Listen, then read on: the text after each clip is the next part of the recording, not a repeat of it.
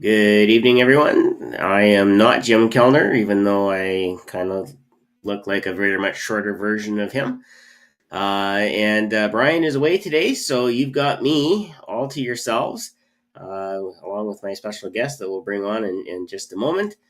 Um, just wanted to give a shout out. I don't know if many of you have seen the Facebook feeds yet, but the Performing Hypnosis Summit has won an award at the Michigan Hypnosis Conference for innovation, and so we're pretty proud of that uh, award. And thanks to Dan and his team for organizing the Michigan Hypnosis Conference. I believe it's wrapping up here tonight, so hope everybody makes it. Their travels are smooth and make it home with no incidents. Let's put it that way. All right. Now, this is of course the Hypnosis Hero uh, podcast. So, as I'm doing absolutely everything, you're going to see me look over to my second screen a lot because I'm going to be posting all the good links and everything. Uh, One of them, of course, is the actual Hypnosis Hero, and I would be remiss in not mentioning the app itself because that is all tied in with everything. And I know Jim keeps saying it's iOS is coming soon, and I certainly hope it is coming soon because that's the kind of phone that I have. I've been waiting for it just like you, so I haven't been waiting with bated breath. Otherwise, I probably would have passed out a long time ago. So we'll go with it. And just so that everybody is aware, mentioned that Jim was away at the Michigan Hypnosis Conference. Brian is volunteering at an event in his home community, so he is unable to join us here as well. But for those of you that want to connect with Brian, of course, we've got his information right there. And I'm going to throw up here one more thing because I'm also going to plug it just one more time. Okay, I'm probably going to plug it 2 or 3 more times, but book your tickets now for the February, the first weekend in February, the Performing Hypnosis Summit, Part 2. I think I can do that because we have French in Canada, right? So I think we're okay there. But February 2024, first weekend, make sure that you book for the Performing Hypnosis Summit. It is going to be a hybrid summit, and it is we are into the planning stages for that, and things are starting to take shape, and we'll see where things lie. I believe there's going to be a call for presenters coming up pretty soon, if I recall what Jim was saying at the Michigan conference there. So, all things considered, it's going to be really, really good. Now, all of that said, every week we bring a hero from the hypnosis community to everyone that watches. And, a lot of people watch live. There's a lot more people that watch after the fact. If you want to leave comments and ask questions and do interact with the broadcast, whether it's live or recorded, please do so. Jim regularly does go back and check to see if there's questions and does his best to make sure that they get answers. But without much further ado, I'm going to introduce our guest tonight is Evan Baumgardner. His motto is "There's no such thing as problems, only situations." Evan is a board certified hypnotist. That doesn't mean he's boring. A lot of us are board certified. Board certified hypnotist, hypnosis trainer, subconscious coach, and existential consultant. He's based in West Seattle, Washington. Evan's versatile skill set is proof of his commitment to facilitating transformative change for his clients and instilling unwavering confidence in their ability to achieve their goals. Evan enjoys witnessing the positive shifts his clients experience while helping them on their unique journeys, walks on the beach, and something that he and I had connected on the minute he mentioned this: forgotten classic movies and TV from the 80s. That right there. Let me tell you. I think we actually drove Jim nuts in the chat. But without further ado, let's bring him on. The one, the only, Evan Baumgardner. Captain, how's it going? Thanks for having me. Okay, here's my 80s reference. Golf clap. Well, that could be any number of things. Oh, come on. It was the two brothers. It's the Blues Brothers, Perfect Strangers. Nope, this was a movie. Two brothers. Estevez and Sheen. They were garbage men. Men at Work. There you go. It was a funny movie, but that was the only thing I ever took from it was the golf clap thing. People would ask me all the time, "What are you doing? Golf clap? You've never heard of it?" Tells you how good the movie was. Oh, we got lots of people that are joining us here. Scott, nice to see you. Hey, everybody. Hi, Janae. Thank you. Happy to be here. Thanks for saying I'm awesome. Not many people say that until after I fix their tech problems. It's it's just one of those things. And Janaea is back. Hi, Janaea. Thanks for joining us. Okay, there's so many different routes that you and I can go, but I want to start back with your motto, because you said there's no such thing as problem zone, only situations, and I do say something similar to that. But I want your take on what that means. Can you unpack that for us a little bit? Oh man, I know. Now we're getting right into the heavy It's just stuff. A situation, man. It's not a problem. I mean, to me, it's about letting go of value judgments that we put on things that a lot of times don't really serve us. And we can look at things, oh, this is a problem. Oh, I can't do this because of X, Y, Z. It's a problem. It's a problem. And we end up creating kind of aversion to it, not wanting to face it, not wanting to tackle it head on. But then when it's like, you know what, it's not a problem. It's the situation I'm in. Then we're automatically accepting that. And then we can let it go. And we can let go of any of the resistance, any of the aversion that we have to feeling it, to facing it, to dealing, or even to letting go of it. And that's just kind of how I like to look at things. Like, yep, this is what it is. And it's, you know, we don't have to, again, like letting go of value judgments. It's like good, bad, positive, negative. And that was something that always drove me crazy, was toxic positivity.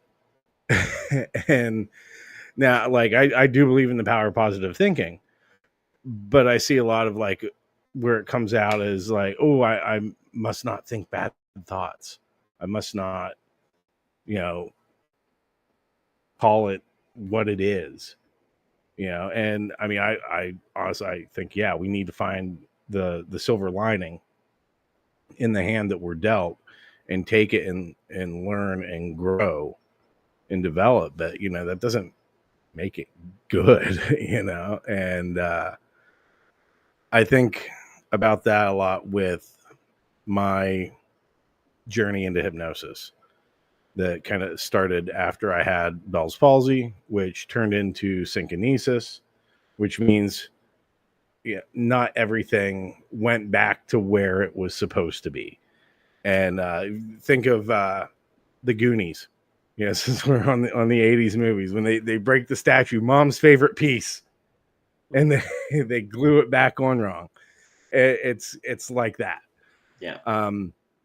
And so that made, like, the anxiety I thought I had conquered, you know, years before that, came roaring back, worse than I ever experienced it before. I became agoraphobic. I gained tons and tons of weight. I quit going. I quit doing anything. I was just kind of like, that's it. I'm done. All right. I've had a good run. Hell with it. And it wasn't until as though I'm like, well, that's not who I am. and started doing something about it to get myself back. But and through doing that, through like, okay, going to a hypnotist, okay, this is good, and then wanting to make a career change, and then go, all right, what would I do? As I was self-employed as a writer, and it was my dream job, and I hated it. and so what do I do now?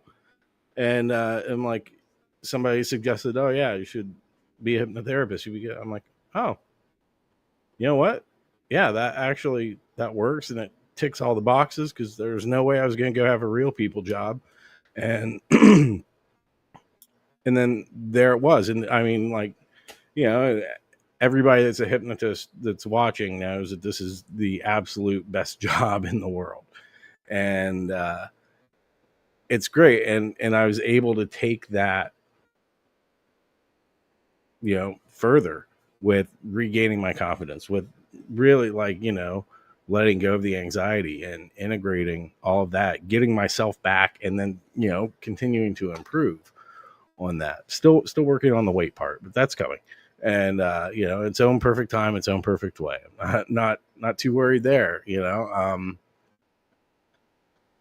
But so if I trace the genesis back to that event where, you know, oh, I had Bell's palsy, and then I went through like the most miserable time in my life.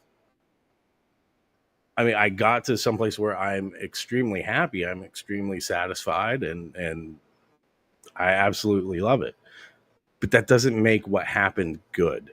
You know, it was, and it was a situation, and a situation that changed. And that's the great thing about situations, is they always change. And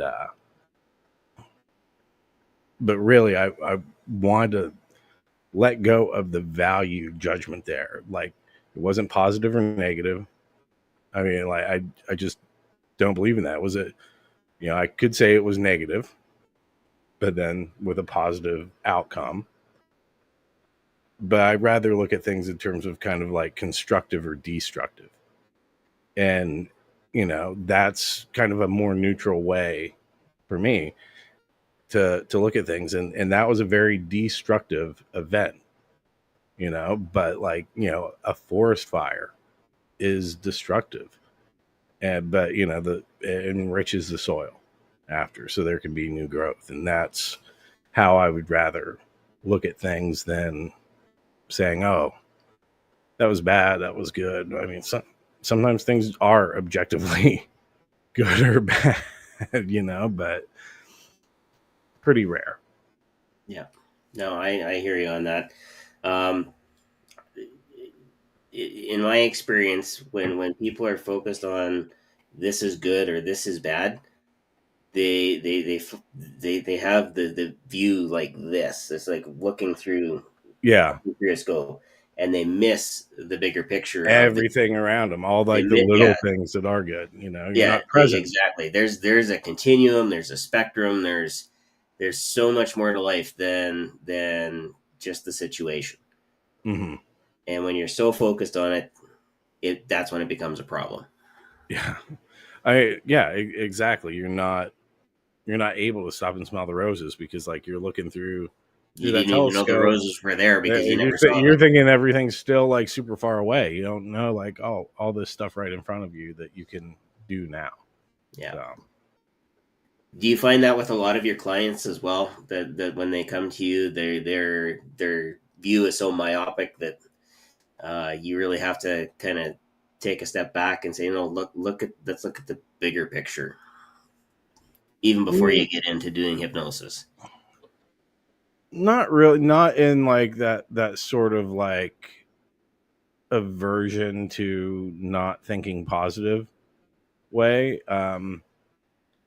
They tend to be at that point where it's like, I'm sick of this, and I want it to change, and I don't want somebody that's going to sugarcoat it. And um, they've had enough. I mean, sometimes you'll get people that are afraid to look at certain things, which is understandable. But it's like that. Well, then you're not really at threshold. We got to get you Yeah. over that, and be accepting of it, because it's like we can't let something go that we don't welcome in first. Yeah. Yeah. I've come across it once or twice where they were so focused on just this one thing that they missed the rest of what was needing to be fixed. Mm-hmm. Seems to be a common theme every so often, and like I said, not always, but there are a few. Yeah. I mean, some of that is also like getting them to, I mean, that's part of the rapport building process too. Is like, you know what? Yep. It's okay to look at that. Yeah. It's okay if that's what you're feeling. That's what you're feeling. You don't have to suppress it. You don't have to repress it, and you can handle it. And that's why you're here, is to learn how to, and to get through that. Yeah, exactly. And I like your words deconstructive and constructive, because there's some deconstruction that happens and then you build something new out of it. Yeah. And again, it's not a charged emotion that's being left behind. It's here's what it was, here's Mm-hmm. what it is and where I'm going. And if people looked at that a lot more, their road would be a whole lot more like this Yeah. instead of like this. Something I notice a lot, and I mean, not necessarily with my clients, but just in the populace in general, which, so it does end up kind of coming with clients, but, people will feel guilty for struggling with whatever issue that they're there for. Like, because so many people have it so much worse in the world. And yeah, that's true, but they're not you. And getting them to understand that, like, yeah, that sucks, but this is your experience right now. And I think every person in the world goes through life and experiences something that no living person should ever have to experience. So whatever it is, like, there is no scale of, like, what's worse, Olympics. Everybody experiences something that nobody should ever have to experience. Yeah. And we're lucky if we only get one of those. We're just like a ball of tape rolling through the dirt and picking stuff up, and hypnosis helps us shake that off, and then we go through for the next round. I mean, that's such is life. But then we know how to maybe not get as dirty, not go through the gum and nails. So Yeah, and when I deal with my clients, a lot of times the last session or the last couple of sessions will be on, okay, we've done this. You made these great and wonderful changes that you wanted to make. Things are working for you. You're experiencing success. That's great. I'm going to show you how to do this for yourself, because I don't ever want to see you again. You know, I always put the like, for that issue, I want that one to be fixed. But okay, I should please come back. Come note to back self, for everything else. qualify that statement. Okay, okay, we got it. Yeah, I mean, sometimes it gets a laugh. Other times, because it sometimes does come across a little more serious, is, oh, like, you can do this yourself. I mean, it takes me 2 seconds to drop you into hypnosis. Now I'm sure we can set up a trigger that you can do this yourself, and then I'm Mhm. going to show you how to construct the statements so that you get the maximum benefit. All the clients that I've left them with that ability. I actually haven't. There was one that came back, and it was 3.5 years later, and it was because she wanted to continue from where she left off, and she knew that she would get better success with me, and she figured it would be a few sessions, and it was really just two. And Mhm. 3.5 years later, um, it still only took me like 2 minutes to because her mind it was I mean, just that good like right off the the bat. rapport is still there. You know, Yeah, I mean, that's hypnosis is expectation and imagination. It's like you know what to expect. Know that you're the guy that does it. Okay, boom, easy to get there. yeah. And yeah, do you find that when you do teach them that you have a pretty good rate of people actually developing like a self hypnosis practice and keeping up with it? From the ones that I've been able to follow up with, yeah. I mean, I haven't been able to follow up with all of them, but I know of a good number. I'm going to say about 60% that have used it and have tried it, and there's a few that have continued on after that. Into um, into taking it and using it as the chisel to Mm-hmm. deconstruct and then reconstruct. I think the people that do continue using it, they're already, like you said, they're coming to you. I want this gone. I need this changed. Those are the ones that will take it and run with it because they realize, wait a minute, I don't have to wait around. I don't have to try 700 different things.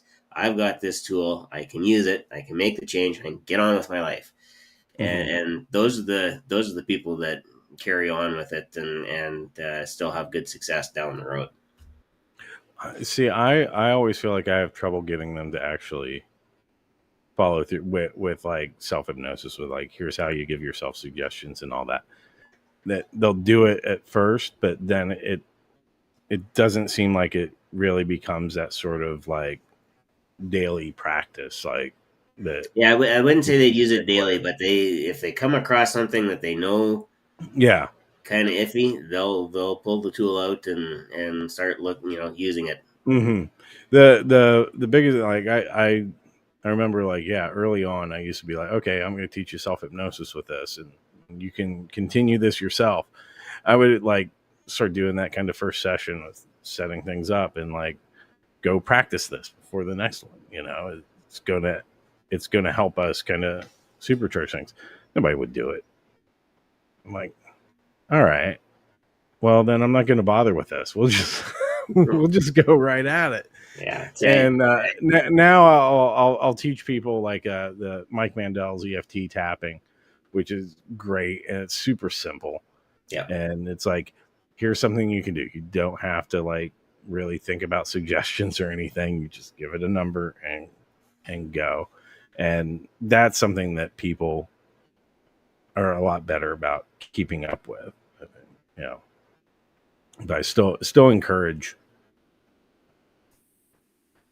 self hypnosis, meditation practices, yeah, that for sort of sure. thing. So, but yeah, now I'm like, okay, I'm going to do other classes that teach people how to do that sort of stuff. So if they really want to, then they can go into it. But I'm going to leave that out of kind of the one-on-one sessions, except for the tapping. Right. Yeah, and I think that's why I actually leave it till the end because I want them to build that success and then know that, and then they've got a hook to say, okay, I can keep doing this myself with this tool. And like I said, it's not everybody, but there are a few that they've run with it and they've done good things. And see, that's why I like to do it early so I can like hammer it in as we're working together with. So how's that self hypnosis going? I didn't do it. Okay, I'll try it. I'll try it this time. And then okay, that was really cool. And go versus leave at the end where it's like, okay, yeah, thanks, but you know what? I mean, the thing I wanted changed is done. So I'm out of here. Yeah. So you know what? It's probably a good segue too because you also do a lot of training. And you mentioned there's a couple things there, and I've got a couple of links here to training. Uh, Oh, excuse me.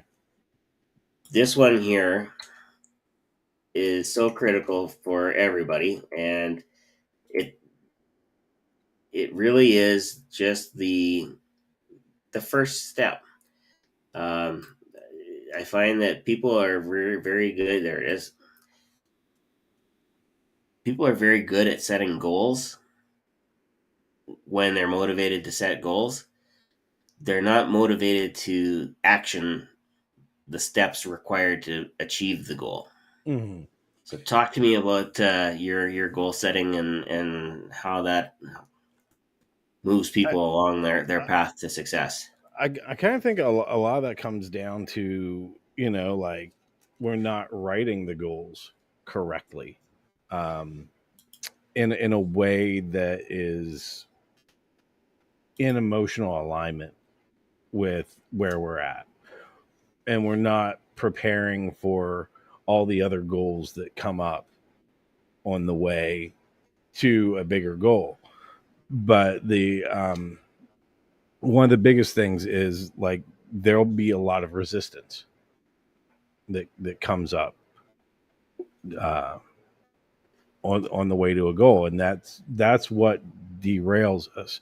So it's, how do we get around that? How do we get our subconscious on board and just like obliterate the blocks that come up that will cause us to go find distractions or something else?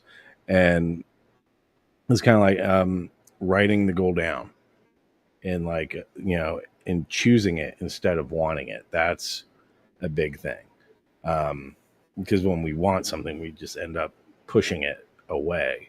Strangely enough, if Everybody we wants choose it, we're not $1,000,000. thinking about it. We're just doing that. Yeah, Yeah. everybody And I wants mean, $1,000,000, but a lot of people don't choose to make $1,000,000. mhm.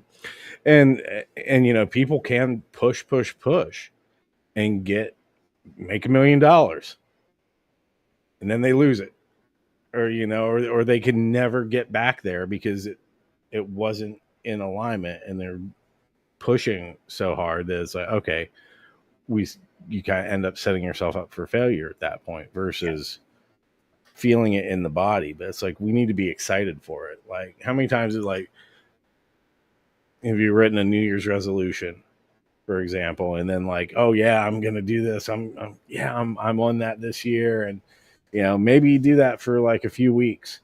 I think it's like, what, Usually the first 2 weeks. January like 19th, and I think like February 17th are the two big drops where people end up dropping the New Year's resolutions. Yeah, But it's like, after a few weeks, it's like, you're not excited about it anymore. It feels like work. right. And it's like, oh, God, this is something I have to do. And we shouldn't feel like that about our goals. We should be excited for them. It should be this, like, that sense of like, yeah, man, I'm turned on for this. Yeah, it on, and just doing it. And because when it feels like work, it's coming from like a heavy emotional place, our mind's like, okay, well, this is uncomfortable. We're going to find something that feels better. And that takes us away from our goal. Um, so we want to get past that, and we don't want to force that and state pump and create burnout on our way to it. We want to have fun with it. We want it to feel good over time. And I think, a lot of this came out for me was with social media.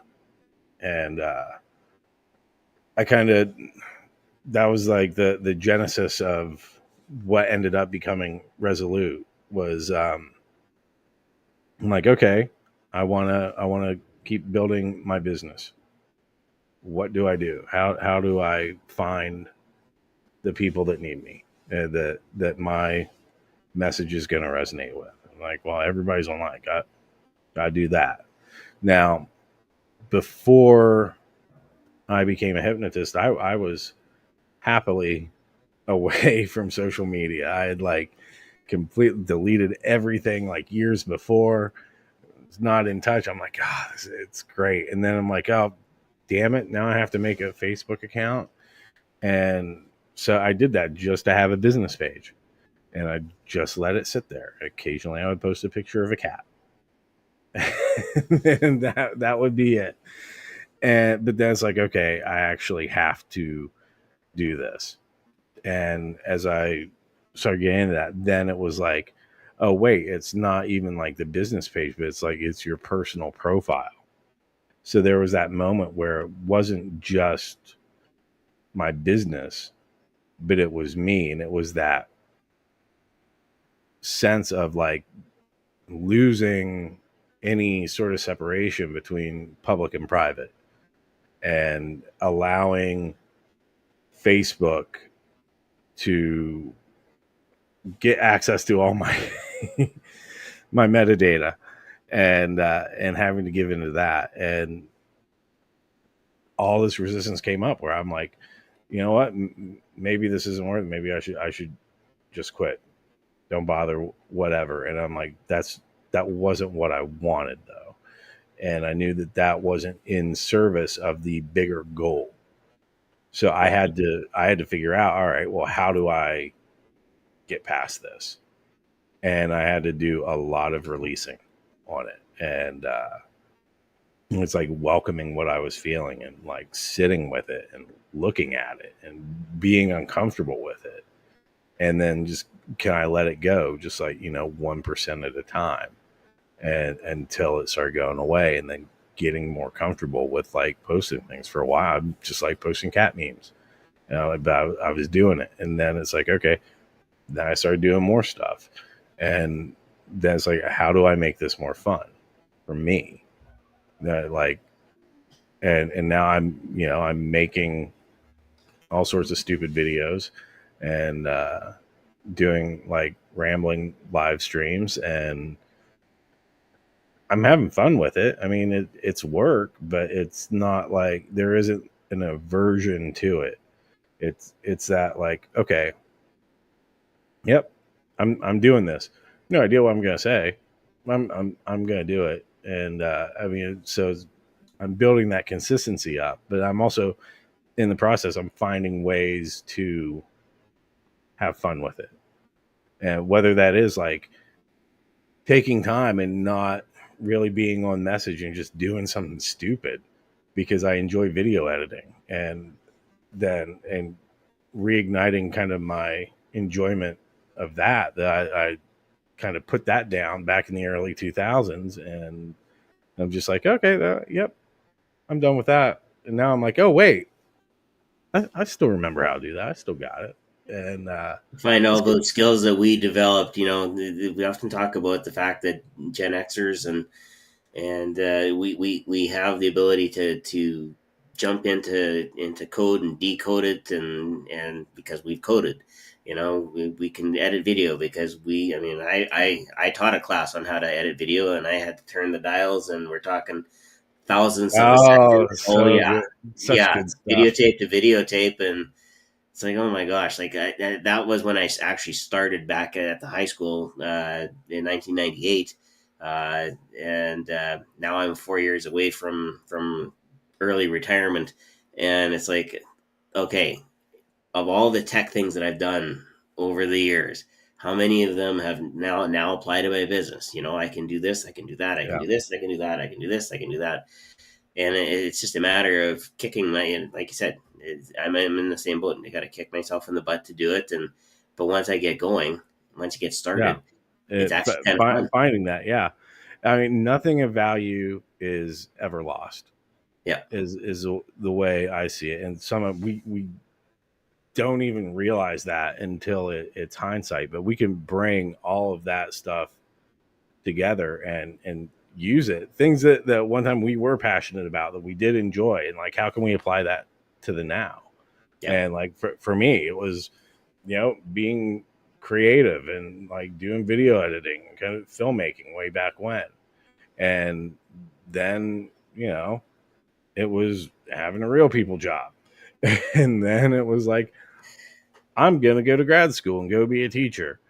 And then I went to grad school. And I'm like, nope, I don't want to do that. But I liked education. I like teaching and passing on knowledge to people. And now I'm doing that, just not in the way I, have a bunch of student loans for, but I'm doing it. Right. And I And totally understand that. I'm even going further back, and I'm bringing the creative stuff in there too. And I mean, like, and I could say after grad school, I'm like, oh wait, I figured out I could be a writer and get paid like the same, if not more, than what I would be making as a teacher. And then I could sit at home and watch Price is Right while I did it all day in my pajamas. And that was the dream at that time. Like, oh, hey, I get to fulfill my dream of being a paid writer. Yeah, and I did that, and it was not how I pictured it. But I wasn't specific in the goal, so the way it came to me was in a not ideal way. But again, it moved me eventually to here, and I'm bringing all of that forward into what I do now, helping people. Yeah. And that leads into Laura's question here. Shawn or Evan, could you speak to over goal setting? Have either of you had clients who set multiple goals, and if so, do you encourage focusing on one at a time? It's definitely better to put your focus on one goal than it is a bunch. But like in Resolute, one of the things I encourage you to do is make a list of 20 goals. I think this is a Warren Buffett thing. You know, have your top 20 goals, things that you want to do, write them down, and then just take the top five, the five most important ones, and focus on those, and forget about the others. They're there, and just trust that those will kind of come in their own perfect time, in their own perfect way. And but you have like your priorities in the five. And I have people like split them into different categories. So they're like work and personal, health, and then, you know, choose one in each category. And that helps you kind of keep the focus down so you can have multiple goals going at once that are important to you, but since they're in different areas, it prevents that kind of feeling of overwhelm. Yeah, for sure. You know, I mention for those of you that just missed it, Jim is actually on the line now. He's watching the broadcast, so now we have to behave, just so everybody knows. And Jim, I hope you're enjoying the pineapple pizza in Michigan. I know he's not. Sorry, I gotta go with Jim on that one. I just pineapple on pizza just it ruins the pizza. Gets all watery and You know what? I'm going to agree with you. The fewer number of goals, the better. Could you get it down to just focusing on one at a time? Jim says he's pulling the plug. Hey, I haven't even started swearing yet. But you know, can you ever get a client down to just focusing on one goal? I don't think that's realistic. Is anybody ever focused on just one goal? I mean, it's like, maybe our immediate point of focus, but I mean, I've got a ton of goals. I can't even think of all of them. There's so many. Yeah, but it goes to what's priority, in that like immediate, right? Mm-hmm. So what I do is like go with the Warren Buffett 5 out of 25 rule.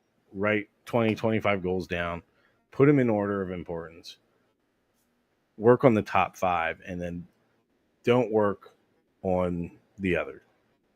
Ignore the other 20. And the goal areas that you can work on: relationships, money, health, and like personal development, personal growth. I like to kind of have one in each in that 5 that I'm working on, and that's what I encourage people to do, just for a balanced life, and because we want to also use this as momentum to kind of create flow and be in flow states with it. But you know, you can put it all into one category, sure. Well, but it goes back to the guy that chooses to make $1 million, right? And then loses it. It becomes a one-off. or he makes $1 million, but he loses his family in the process. And it's like, you got all this money, but that for at what cost, kind of thing, because you're not balancing stuff, and that's something that happens. People become incredibly successful, like financially, but then it's like, well, I lost my family in the process, or I don't have any sort of social life or anything like that. So, I do try to encourage people to go with like one in each area, um, and rank them, kind of as you write them down too. Is like, how believable is this? And on Well, like a that's scale. true. Like, I'm going to make $1 million and I'm going to be an Olympic athlete. Both of those are pretty heavy duty drains on your time. Which one are you going to focus on more? Is it going to be making the money, or is it going to be going to the Olympics? Right? Like, Yeah. nobody can get up at 4 o'clock in the morning, do 700 laps around the pool, get out, go full tilt at work, and then come home and go full tilt at home, and then go to bed at whatever time you're finished, 10:30, 11 o'clock, 12 o'clock, and be up at 4 o'clock again. That doesn't work. That's unrealistic, right? But I So mean, you could go like, I'm if you went for the gold medal, though, you get an endorsement deals, and maybe that gets you the million. which, yeah, I mean, that's more realistic. But again, priority, right? So then the priority shifts. But now, like, if I'm gonna go, yeah, I'm gonna go break world records at the Olympics or something. I'm like, how believable is that? I'm like, I wouldn't even give that a 1. Okay, this leads into Janae's question here, and before I post it there, I'm just gonna throw up there. Hi, Sayeda, thanks for I joining say, us. But Janae is asking, how do you know if you're setting ambitious enough goals? how do you define ambitious enough? Well, here's what I would say. If you are setting a goal that's totally believable and you could achieve it 100% without too much effort, is it really a goal, or is it just your next step? It'd be a bit of both. Could be, yeah, it could be a bit of both. So the judgment is, if you want to be, if you're going for something that's ambitious, likely it's going to require you to make a change that, and Evan's been talking about this all the way through the live here, is it may force you to make a change that you don't want to do because it's scary, because it's going to take you out of your comfort zone, because it's going to be something that's totally different from where you are right now. And And, if there's some of that attached to that goal, then that's when it starts becoming ambitious for you. and I mean, you don't want to be too ambitious either, because like, an ambitious goal, there's going to be resistance and therefore aversion that comes up with it, especially as you progress on it. It gets harder and harder. If you have something that's easy, and you could do that, say it's like, all right, well, I'm just gonna make sure I make my bed every day, and you can do that. That's an easy goal. I'm all about setting the bar so low that all you have to do is step Yep. over it. Take But the then first step. what you do, I mean, we're also look at it from being consistent. And if there's an easy goal that's exciting, you can do that, and like making the bed, and you're consistent at it, then you're reinforcing, oh yeah, I can do these things, even if it as it's that easy. And then you're able to move that bar up to the next one. But I mean, it is a process. Like, if you have a really big goal, a really ambitious goal, I mean, there's going to be a bunch of smaller ones within that you're going to run into on the way there. Yep, I'm going to make $1 and million. those are going to be things that will surprise the hell out of you. I mean, like, okay, I want to start using social media more. That was, kind of like, exactly, Cody, celebrate the small wins. And I start with like going 1%. What am I doing today that I wasn't doing yesterday. And if we just move in the direction of a goal 1%, and we overcome like 1% of whatever resistance we're feeling towards it every day, the law of compounding interest is going to take over. And before you know it, there's going to be all sorts of radical changes that you start to see. So I wouldn't worry about like if the goals are ambitious enough, because I mean that's kind of arbitrary too. Like with everybody's going to have a different definition of ambition, and then there's also like, okay, where are we individually starting from on it too? That's important, and that circles all the way back to the beginning of our conversation, which is, if this is the situation that you're starting from, what do you need to deconstruct so that you can reconstruct it in a positive way, or in a way that's going to serve you better? And everybody's got different situations that they're dealing with. Mm-hmm. There is no, yeah, here's the start line, and everybody starts from that line. Everybody's starting from a different spot. So, we always talk about when you're working on your goals, don't look at the guy next to you, because they're not your competition. Yeah. We're run your own race. Yep. I mean that's it. Everybody is, we're the only people we're ever competing against is ourselves.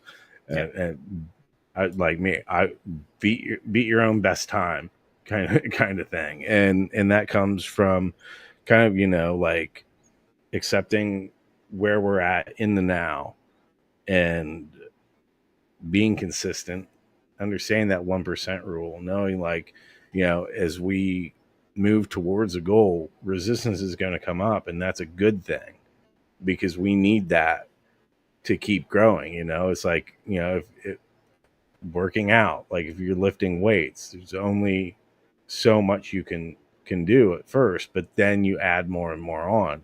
The more you do it, you have to keep increasing the tension in the muscles to keep growing them. Yep. So And those and are, there again, that's a deconstruction, because you're breaking the muscle fiber. yeah, Have it reconstruct. Yep, for sure. We've got a couple of other chats here. Scott wants to know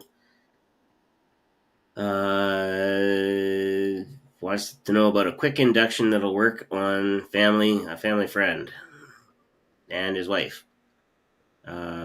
Thinking hands and eyes. Geneva has replied with finger magnets. Finger magnets, always a good one. Yep. Any others? Quick and easy. Something street, maybe? Eye catalepsy. Yep. Eye catalepsy. Yep. Just do an eye fixation induction, and there you go. And Laura says, thanks, guys. A lot of this is no duh, but the reinforcement is appreciated. Yeah, you know what? And the other thing to note is, we only talked about a couple different ways that you can set goals.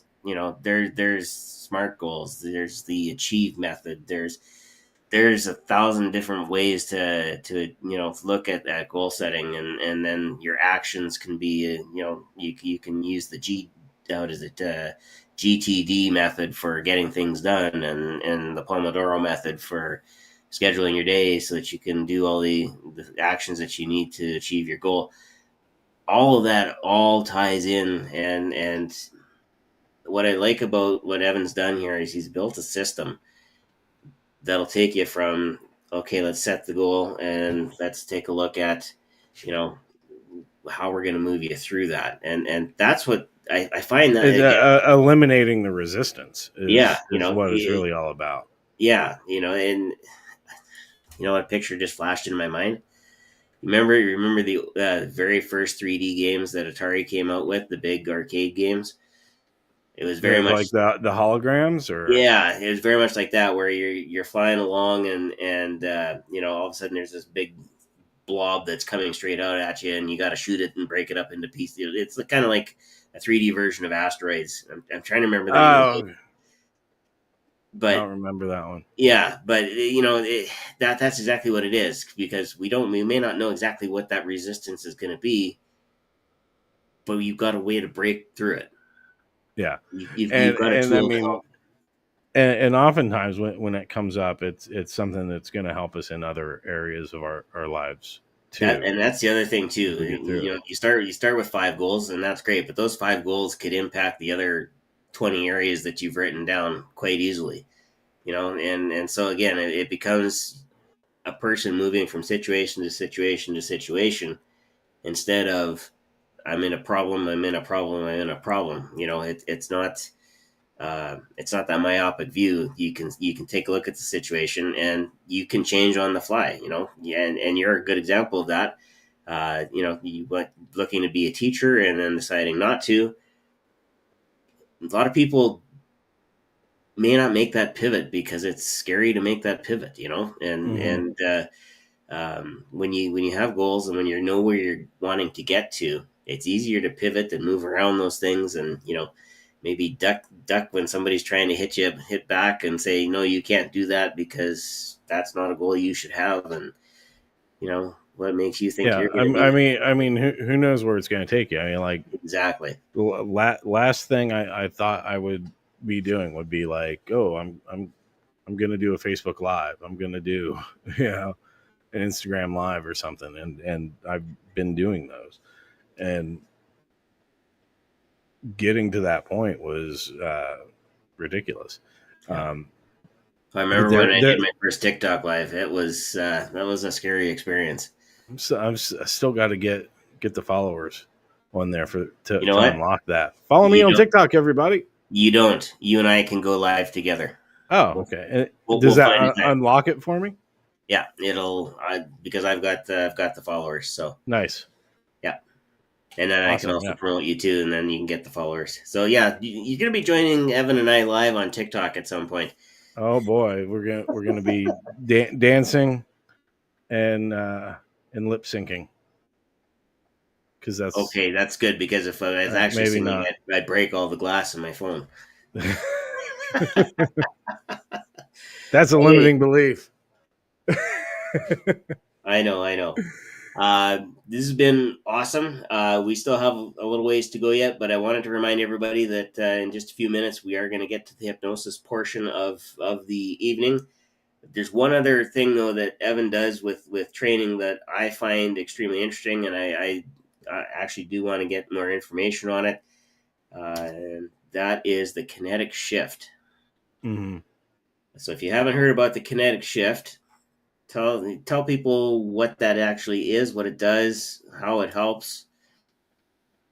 Oh man, Elevator pitch. it is. God, I'm terrible at elevator pitches. That's why I gave up on filmmaking. Come on. Okay, give me the fastball. um, it's a it's super fun. You can use it with what you're already doing. So it's not like, oh, I have to throw out everything and learn a brand new system. It's a method that works really fast. It combines several different techniques, kind of rolled into one thing. So like coaches can use it, like anybody can use it. You don't even need like to formally have do a hypnosis induction or anything to use it. You can just go, okay, hey, what is this? What's it going? And then shift it and take care of it. Um, it's completely content free, and it uses a lot of kind of channeling energy through movement that starts to kind of like loosen up, I guess, for lack of a better word, and help people let go of whatever the issue is that they're dealing with. And I use it in conjunction with, whatever other approach I'm using that day. And always do it, always get great results.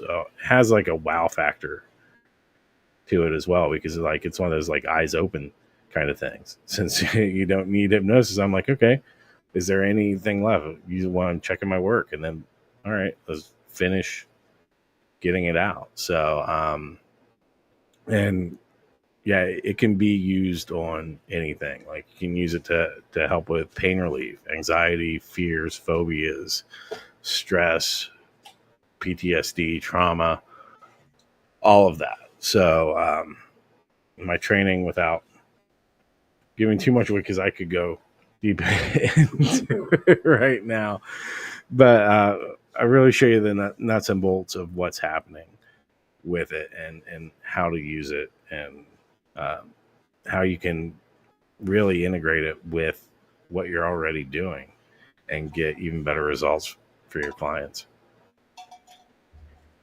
Yeah, I have people that have come to me that have been skeptical about hypnosis, and like they're at threshold, they want to try it, they're like, but they have that like, I know it works, it's worked for other people, but I'm not sure about it. It's like, I still don't want to cluck like a chicken, and I don't want to be embarrassed and everything else. I just had that. like, and I'm like, yeah, it's working, but I don't know if it's hypnosis or not. And I'm like, okay, well, where are you feeling this? And then I just pull it out, and then they go, whoa, okay, I'm a believer now.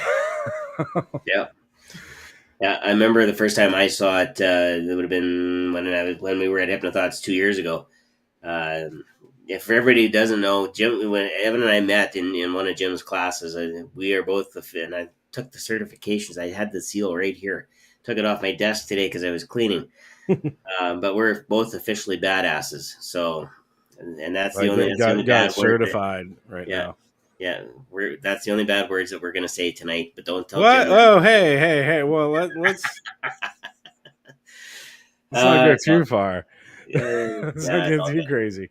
Um, but yeah, when you see the kinetic shift and you see people go through that, and it can vary from I'm just gonna go deal with the things that I'm dealing with, and I don't there's really not much in the way of physical evidence, to very dramatic where people are, it looks like they're going through an exorcism, and they're releasing some pretty heavy traumas and pretty heavy things that have weighed on them.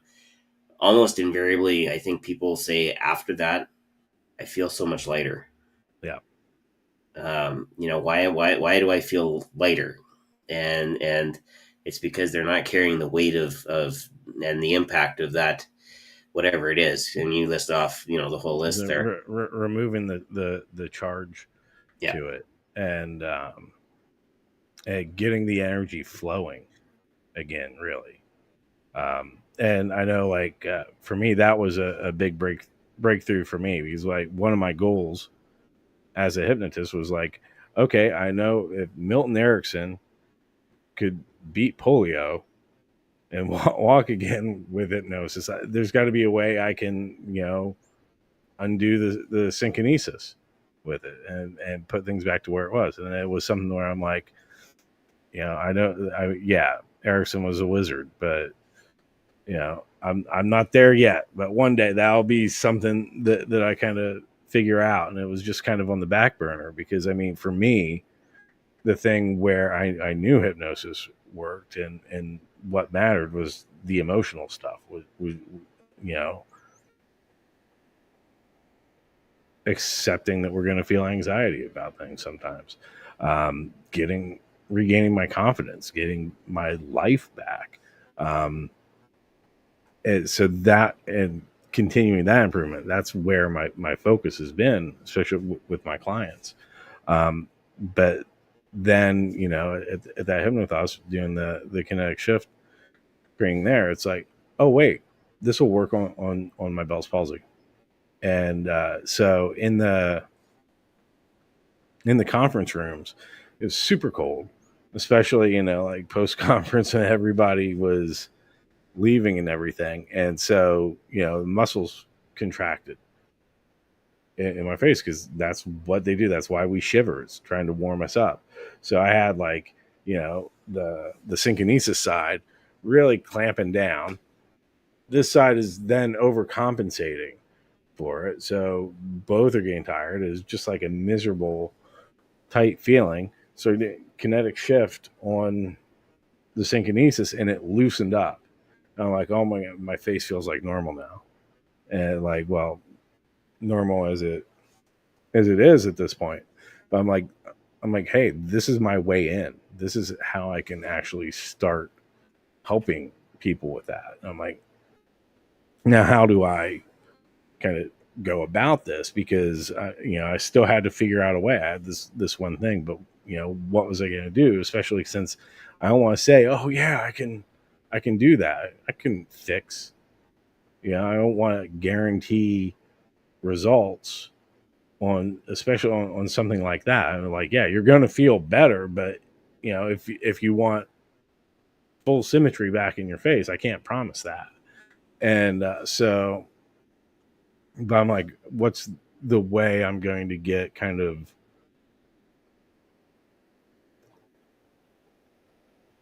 acceptable sort of probability for it? And that was, working with kinetic shift on myself with that, and self hypnosis, and when I and doing releasing around that, because I had a lot of attachment to the outcome, to being able to do this. And then when I said, you know what, it doesn't matter if I can do it on myself first or not. It's like, I know somehow, some way this will help people. And as soon as I kind of accepted that and was like, I'm good either way, whether or not this ever changes, because I know that, I have this great technique that's going to help, and other techniques that will help too. But I feel like that was kind of the key, was like the kinetic shift gave me that, the how, and then the releasing gave me the why for, Bell's palsy, because then after that, a week of doing it on myself, I whistled for the first time in 8 years. And that blew my mind. And I wouldn't have gotten there and figured that out if I didn't know the kind of nuts and bolts of what was happening with kinetic shift. Great technique. Everybody should use it. And why not? It's super simple. You can do it anywhere. Like I said, you don't have to go through formal inductions or anything. It really helps build your confidence, and it has that wow factor too. So you can do it, especially like if you're doing street stuff. It's like you can do that. So if you want more information, more about training, you can hit straight over to Evan's training site. Not right now, though. Stay with us. Don't go now. You can go after that. I want to thank you for dropping in and sharing, being our hero tonight. We're gonna get thanks into for having me. Yeah, good seeing you. Yeah, been a while. Well, it has, because I didn't make it to Hypnothoughts, and that's a whole other story that we'll talk about maybe on TikTok. Yeah, there we'll say something for TikTok. We can say stuff on TikTok. But we're going to get into the hypnosis portion of the show, and I know this one it's always the area that everybody loves, because we get to do something really cool with the audience. So short hypnosis session, and I know that you've worked with clients. Do you want to do something fun? Do you want to do something that is maybe a little more what I'll call therapeutic, without, and I'll put air quotes around it, because well, I was kicking around a few ideas. One, hypnotize somebody to rob a bank. And I'm like, that's probably not a good idea. It's not a very heroic thing to do either. So Well, it depends. Are you Bonnie and Clyde, or are you? just throwing it out there. 'Cause, I mean, on the off chance, and it'd be like 10 years from now that one person who was like wanting to rob a bank would stumble across this and then go, okay, well, you twisted my arm. And I don't think the audience is going to be inclined to that. At least I hope not. Oh my God, please don't be. I could hypnotize. Let's see, we could hypnotize to try that in a small town. I don't even know what that means. I get there. There's like some viral song going around, and I'm just like, I started seeing memes about it, and About the small town thing. yeah, and like the only time I made like a little video where it's like I took like a 10-second clip of it, but then that's the most I've actually heard of the song. Yeah, and I So find I'm that like, yeah, try that in a small town. yeah. Try that in a Tim Hortons. Try that in an Outback Steakhouse. Yeah, only in Canada, Tim Hortons. As a Canadian, I actually won't. I won't defend Tim Hortons coffee. I actually prefer Starbucks. But I'm not going to say that out loud on the air. All right, so I guess we'll be doing some amnesia. There you go. I was thinking since the bank thing actually hit a note here. So Janae says that depends. Will I succeed at robbing the bank? And Laura counters with, I work for a bank, so please no. Yeah. All right. No. I mean, will you succeed? I mean that's up to you. I mean, you need to if you follow my goal setting and, process, then all of those blocks, that those what ifs, how should I go about it? Is this plan good enough? You'll be confident in that. But no bank robbing. It was just a joke. Just a joke. But along those lines and with goal setting, I was thinking I could take everybody through a little bit of a guided release to show kind of what the releasing process is like, and with in regards to kind of fear of success. Awesome. Because that's awesome. Something that comes up a lot with our goals is, oh my God, what if I actually do that? What if it actually happens? Exactly. It's the limiting beliefs. So, yeah. And like the thing I like about releasing is it doesn't have to be, a hypnosis thing. You could just do it as a meditation and welcome things in. I do it in self-hypnosis all the time. It really changed how I was doing my own self-hypnosis practice, because I just find it's a lot more powerful because I'm tapping into the subconscious. And so I'm getting the stuff to go in. So I guess if everybody's ready. Yeah, well, I'm just going to say for everybody who's watching now and for everybody who's either watching or listening later, just a quick reminder that this is live hypnosis. So if you're operating heavy machinery, cutting stuff in the kitchen, whatever the case may be, anything that could be construed as unsafe, make sure you get to a safe environment before you participate in the hypnosis portion of the broadcast here. So just that disclaimer that, we don't want anybody to get hurt. If you're near the corner of a desk, maybe don't be right at the corner of the desk, because we want you to catch the corner of the desk. That's how I learned how to walk, by the way. I was like 2 years old or whatever, and I was standing up and starting to take my first steps, and I have 2 scars, one from one corner of the coffee table and one from the other. So Oof. be safe. All right. Take it away, sir. Okay. So, everybody, just make yourself nice and comfortable and just take a deep breath in with me. And as you exhale, just let those eyes go closed and just drift down. And just feel that hypnosis start to come all the way up, all the way through as you go deeper and deeper down into that wonderful, powerful hypnotic sleep that you know you can use to make all these perfect positive changes in your life. As you just drift down and sleep, you'll remember that this hypnotic sleep is not the same as the sleep that you have at night in bed. Because this sleep comes with light footsteps.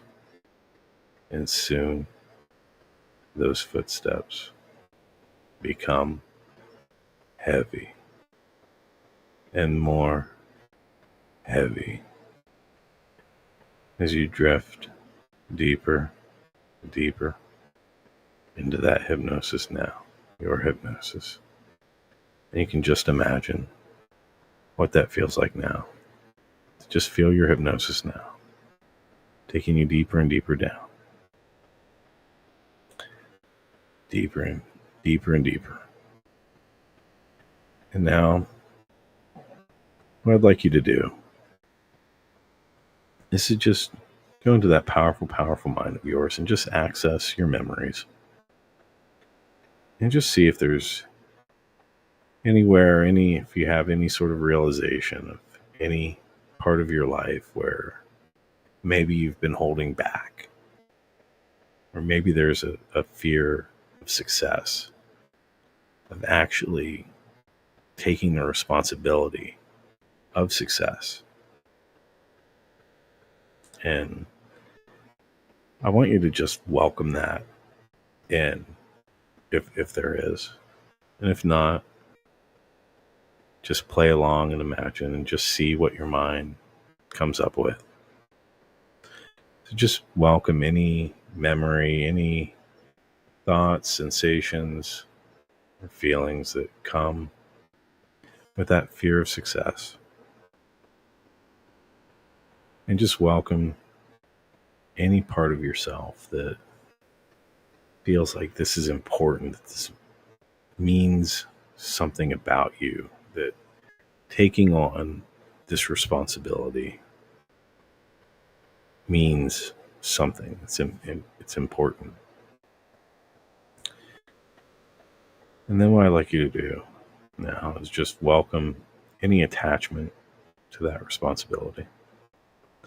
Welcome any part of yourself that feels like you've got to get it perfect, got to get it just right. That knows what it feels like. And just be with that for a minute. Just sit with that. And I want you to just welcome any aversion to that responsibility that comes with success. Any part of yourself that feels like, I don't want to deal with this. It's gonna hurt too much.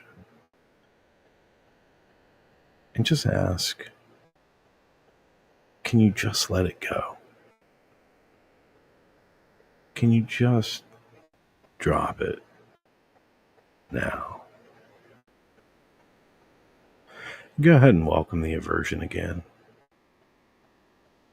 Because remember, you can look away from anything, anytime, and just drop it.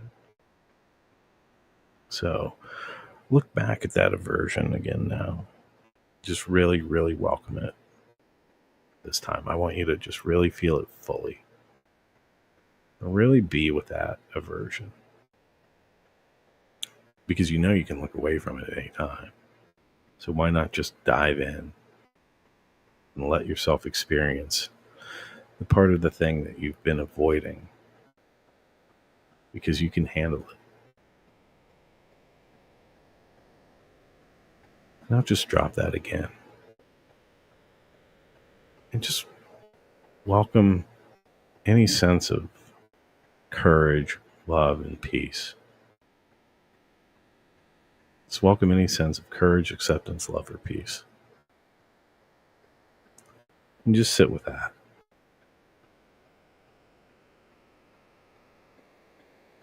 And now just welcome that wanting for success in as much as you will.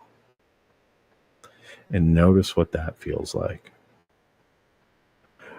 What's it like to want success when you know that wanting just pushes away whatever you want? It creates like a psychic distance between you and the thing.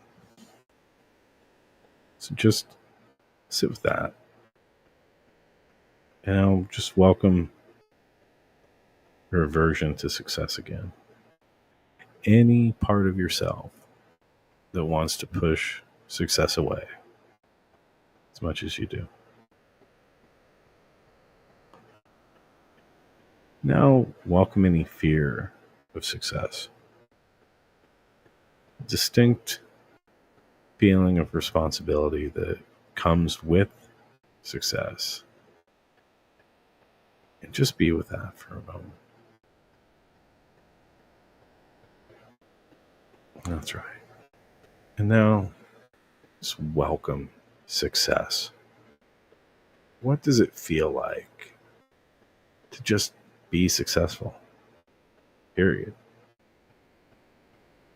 And just feel that as much as you do, even just 1%.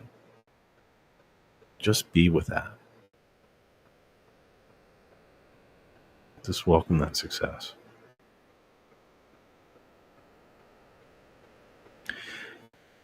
Now, one more time, let's go back through this and just welcome any want for success. Welcome any part of yourself that's wanting, that's chasing, that's needing success. You gotta get it.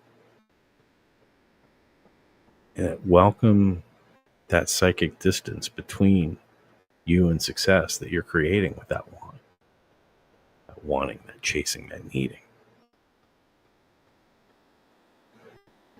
Because if the wanting never resolves, it's always going to be just outside of your reach. Kind of like dangling a carrot in front of a donkey as he's pulling a cart. Just feel that now. Just welcome any aversion to success and all the responsibility that comes with it. Notice what that feels like. What's that fear of being witnessed or being seen? And look right at that. And just notice that you can handle it. You can deal with it. It's just an emotion. It's just a feeling. Does that aversion mean anything about you or your life? Are you being averse because the success is so important, because it just means so much? Maybe the aversion itself means something because you've done it so many times. Just feel that for a moment. Now welcome success itself. What is the success feeling? What does it feel like to just be successful? You've been successful in areas of your life, a lot of different areas. So what does it feel like to just be successful? To just drop everything else and just be and live in success. And just welcome that for a moment.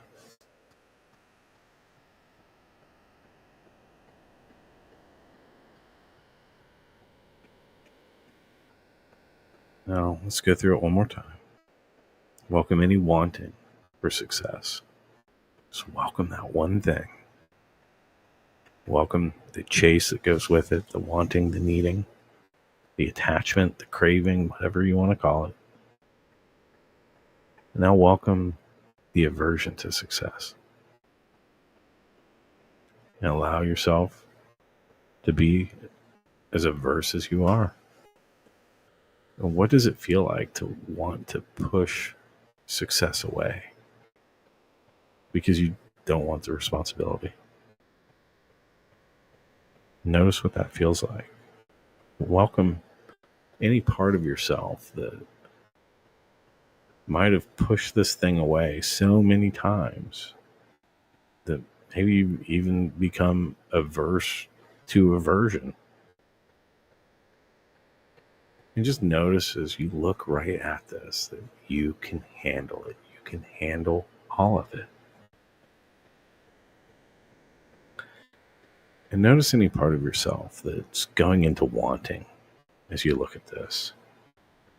Maybe you're wanting to do something about it, or trying to change something or fix something, rather than just observing these feelings and just being with them. Can you allow yourself to just be for a moment? To just observe, be an observer. And with that said, can you welcome that feeling of success? Any feeling of success that you've experienced in your life before? And what does it feel like to just be successful now? To just feel it in your body somewhere and just allow that feeling to expand. And just be one with it. And now can you just let all of that go? Let it all go and just welcome any form of courage, of acceptance, love, or peace. And just be in that loving, peaceful state. Especially courage. Because when you're creating success for you and everybody around you, even when you're experiencing that tension, it takes a lot of courage. And everything else, you can just all let it go. Because it doesn't matter anyways. Just be courageous. I'm sure you've done it before. If you're a Doctor Who fan, Conan O'Brien, it's always be kind. Just be loving. And remember that courage is a form of love.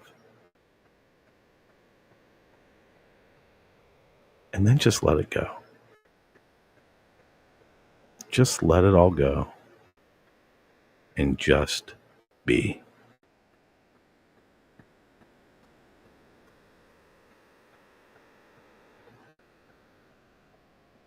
Now,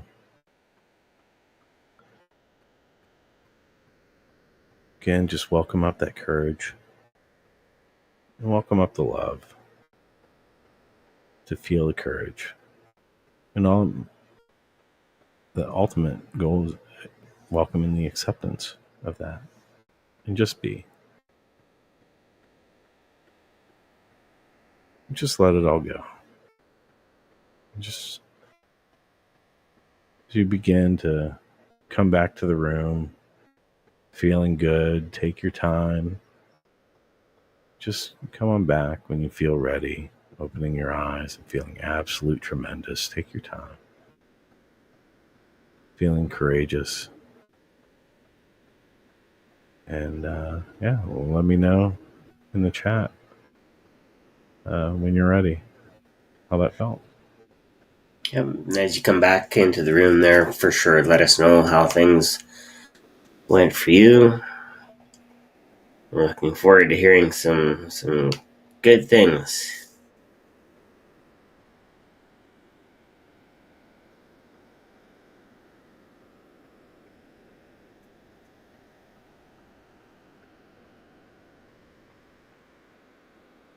And while we're waiting for them to let us know,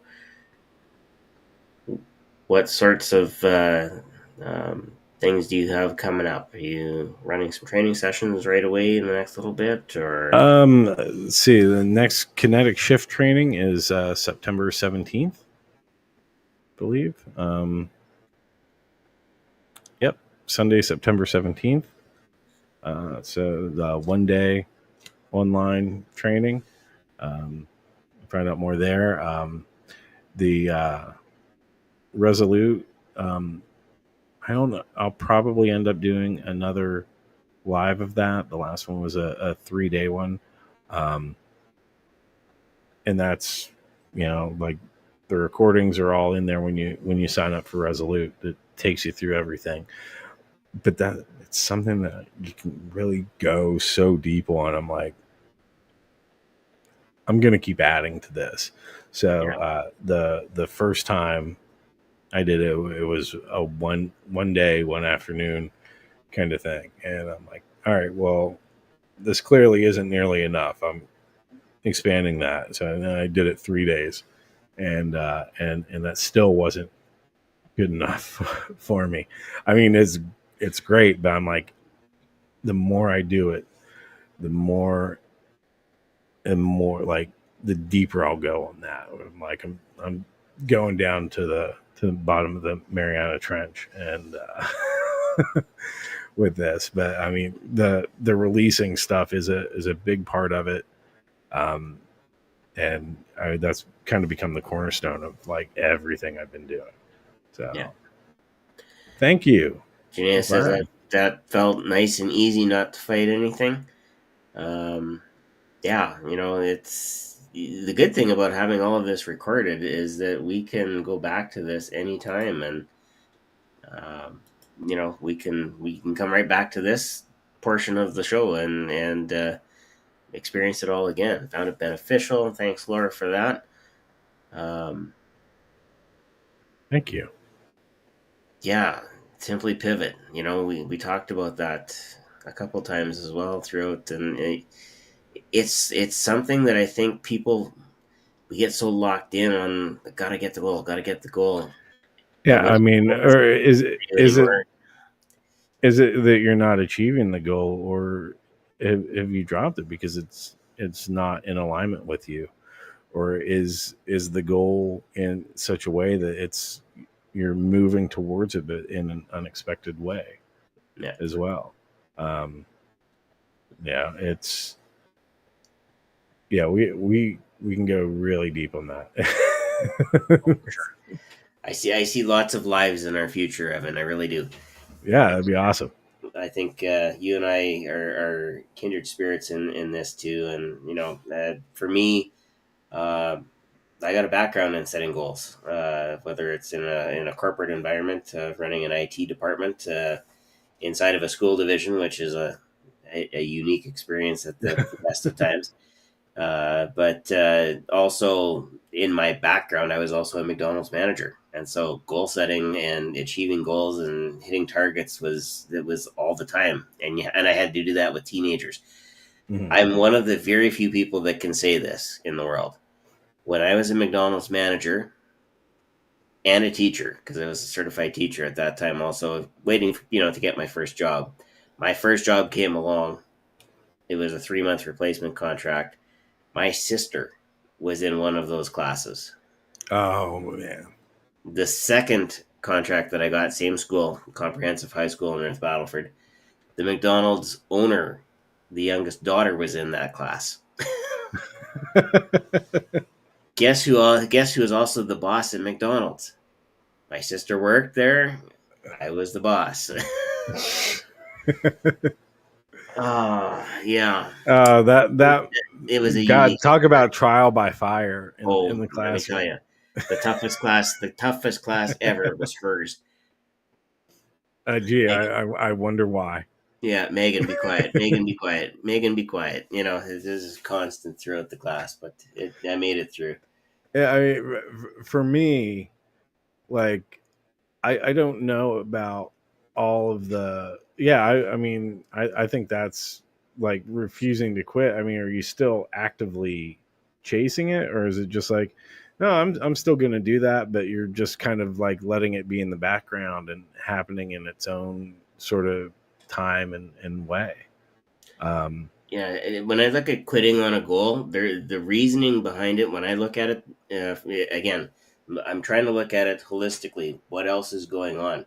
You may get so far down, what I'll call it, so far down the path that you look around and say, wait a minute, this isn't where I thought I was going to be. This isn't working for me. Something's not right here.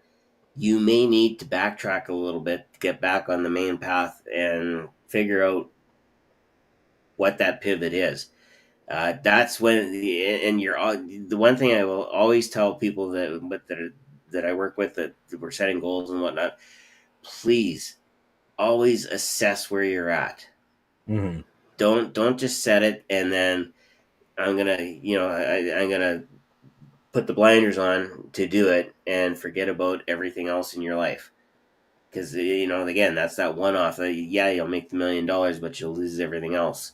Um, and Or you'll get the $1 million, but you're never able to get back there again because you just spent so much energy pushing on that. Yeah, you spend the next 5 years being burnt out and trying to recover from burnout, and that's not a good place to be either. I also kind of think of it as like again, nothing of value is ever lost. And that's true. Take what you learn from when it. I think of like, okay, where I thought I would be, after having a few 41st birthdays, is not where I've had 10 of them. It's not where I thought I would have been at 20, but there's still things that I'm bringing forward from there, and knowing that, like, like 20-year-old me would have looked at all this and been like, okay, whatever, man. And then it's like, wait, okay, no, there's a lot to this stuff. And it's funny because like this goes back to like my resistance with like thinking of like that the time you were successful and just doing something that you loved and it was just kind of flowing was that was like, I've gone back to this to help get my life back on track and kind of find that North Star so many times. But it's like when I was in college, me and my best friend, we did a comic book, and it was an indie comic. And that was the goal, was like going to make a comic, and not a like Kinko's Xerox mini comic as was the style of the time in the late 90s. But I'm like, no, actual full-size printed comic book that can be on the shelves. And I had no idea what we were doing. We just wanted to do this and set out and did it. There wasn't any want attached to it. And that's such an important thing, is I didn't want it. I just chose it. Like, this is happening. And then it was being. Now, as far as like success goes, like, I mean, that's kind of subjective. I mean, obviously it sucked in a lot of ways. It was great in a lot of other ways. But it wasn't like this big financial success or anything. But for being like a self-published comic book by a couple of like 19-year-olds who didn't know what the hell they were doing, who was learning all about this just as we went along, and we did this thing, had professionally printed comic book, and we ended up like making a profit or breaking even on every issue except for one. And that was the first one that we did a color cover on, and really like ended up wasting a bunch of money on something that looked horrible. But then the next one, we actually made it back. So that was a wash there.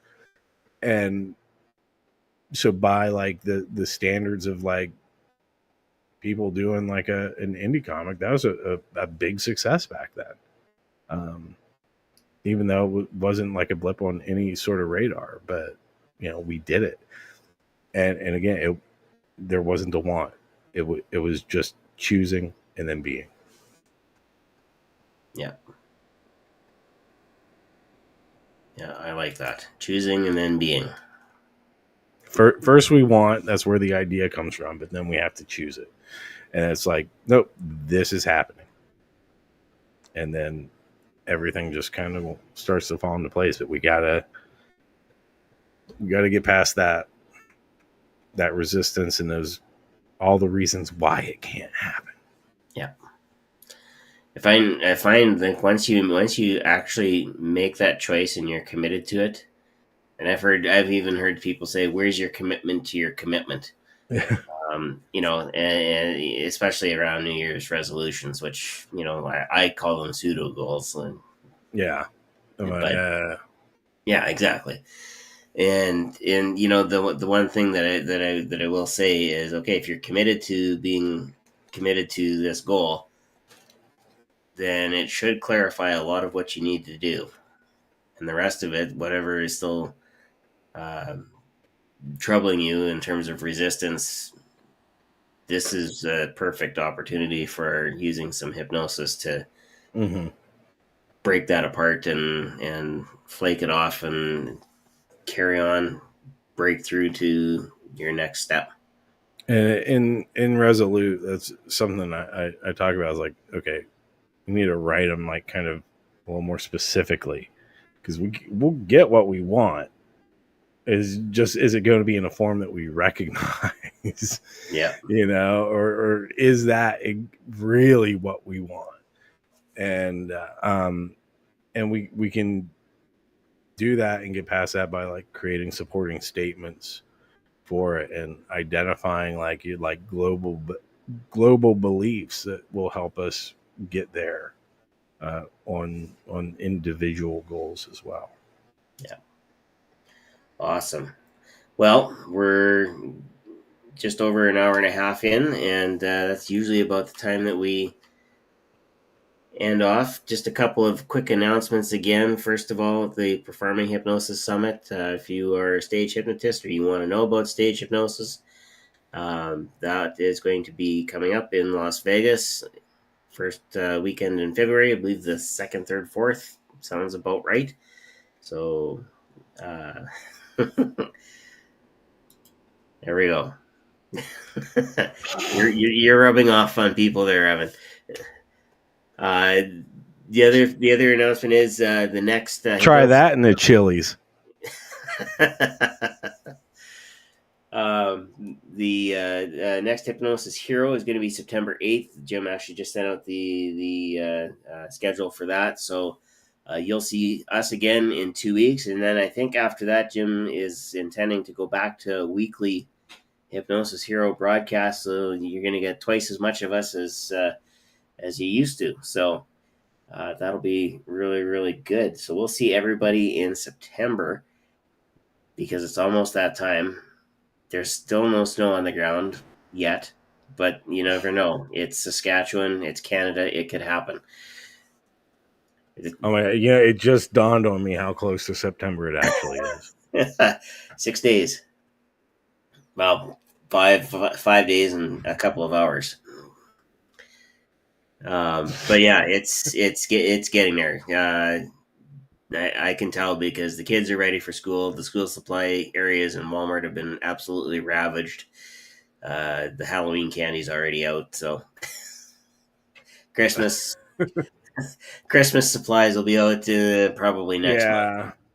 It's people do merchandising, right?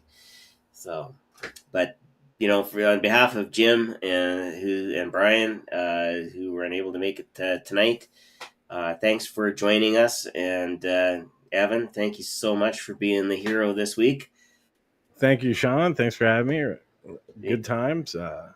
So a couple of guys hanging out, looking for a good time on a Friday night. Well, that's possibly going on. Yeah, well, exactly. So we'll be in touch, and like I said, I think you're going to see Evan and I on TikTok and a few other places. Oh, we have to now. You put it out there, so it's happening. It's there. You go. We chose it. Yeah, exactly. All right. Have a good night, everybody.